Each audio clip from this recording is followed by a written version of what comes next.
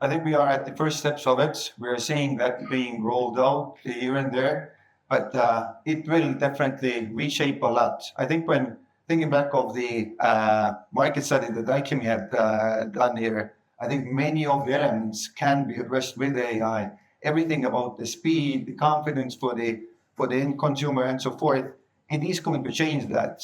It's going to drive up RVs. So again, being short here, it's the customer that they have the confidence into the solutions that we can offer. It is for the telcos, for the OEMs, making sure that we get the best RVs out of it. It is for sure going to drive that part. Operationally setting, again, the standardization that this enables furthermore.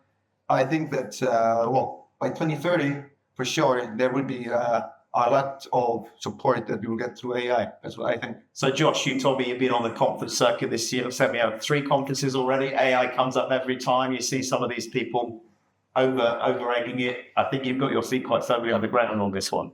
Because I've generally been seen as surprisingly the detractor in the room when it comes to AI. I think fundamentally because we live and breathe it every day, and I'm fortunate to have a fundamental understanding of what people mean when they say AI, and what really the advancements are being in a specific area of AI, generative AI, and LLMs within that, just in the past few years. So the deep understanding of what it truly is and what its fundamental limitations are, which there are many, and also what its fundamental capabilities are, which there are many as well. I fundamentally agree with Andy Morris, his statement earlier that he used an analogy, likened it to the introduction of electricity to farming, right?